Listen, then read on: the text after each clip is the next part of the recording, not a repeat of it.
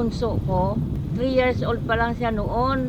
Uso pa noon yung paputok sa laot, dynamite fishing, uso pa dito sa amin. Sabi niya sa akin, "Nay, baka paglaki ko wala ng isda." Baka paglaki ko wala ng isda sa dagat kasi lagi na lang may putok.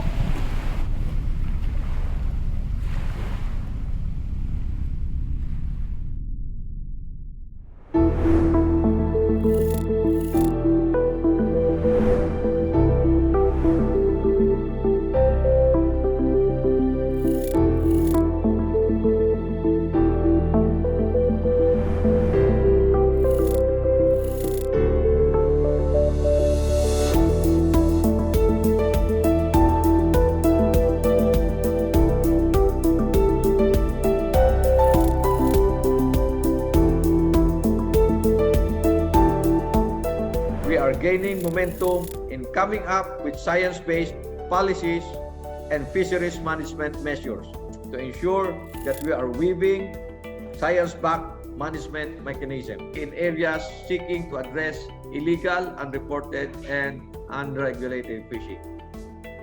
We're trying to understand IUU more and at the same time developing more appropriate metrics to evaluate how we are performing in terms of IUU fishing and whether we are reducing it as a threat.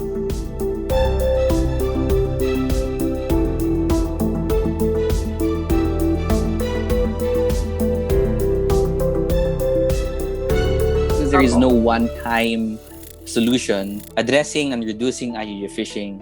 It's not about taking care of our fish. It's not just about catching illegal violators, but it's also making sure that those people that comply with the law gets rewarded.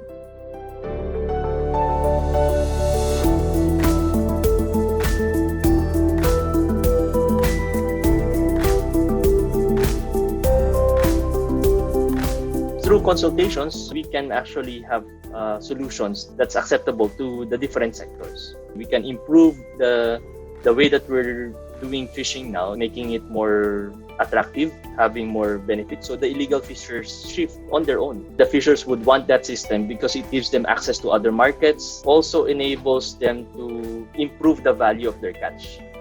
When you start protecting that resource in the sea, you're making sure that Filipinos will always have something to eat.